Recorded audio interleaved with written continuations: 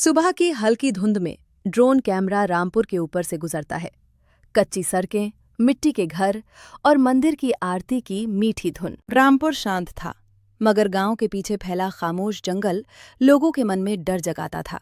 कहते थे रात होते ही वहां से घंटी की आवाज आती है, कभी धीमी कभी तेज। किसी ने कहा वह आत्मा है, किसी ने कहा पुराना श्राप। इसी डर से सूरज ढलने के बाद कोई जंगल की ओर नहीं जाता।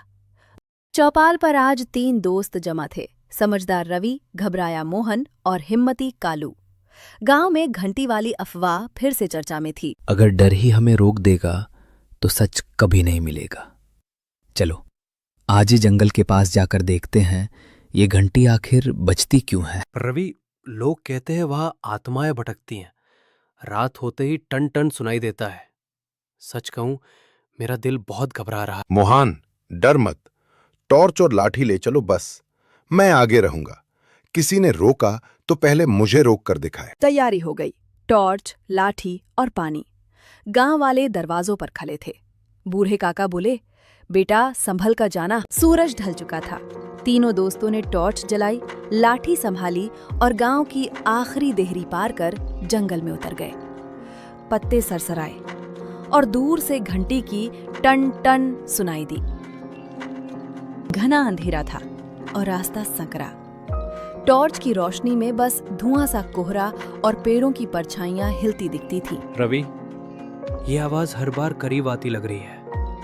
कहीं हम सच में गलत जगह तो नहीं आ गए? गलत नहीं, बस सावधान रहो। आवाज की दिशा पकड़ो और देखो कहीं रस्सी, घंटी या कोई निशान तो नहीं। कुछ कदम बाद पीपल का विशाल पेड़ दिखा। उसी की ऊंची डाल से एक छोटी घंटी हवा में झूल रही थी और टन टन कर रही थी। पीपल के नीचे एक पुरानी झोपड़ी थी। दरवाजे पर मिट्टी के दिए और सूखी लकड़ियां रखी थीं, मानो कोई यहीं रहता हो। ओ बाबा, अगर आप यहीं रहते हैं तो बाहर आइए। हम रामपुर के लोग हैं, डर नहीं, बस सच्चाई जानने आए हैं। दरवाजा चरमराया और सफेद दाढ़ी वाला बाबा लालटेन लेकर निकला। उसकी आवाज शांत थी, जैसे वो सबको पहले से जानता हो। बेटा, यहाँ लकड़ी चोर आते थे। मैंने घंटी लटकाई और रस्सी बांधी। आहट होते ही टन टन और चोर भाग जाते। राज समझते ही तीनों दोस्तों के चेहरे खिल गए। डर का पर्दा हट गया। अब उन्हें बस हवा की सच्ची आवाज सुनाई। गांव लौटकर जब उन्होंने सबको बताया तो लोगों ने राहत की सांस ली। संदेश याद रहा, अफवाह नहीं, समझदारी और हिम्मत। डरो मत, समझो।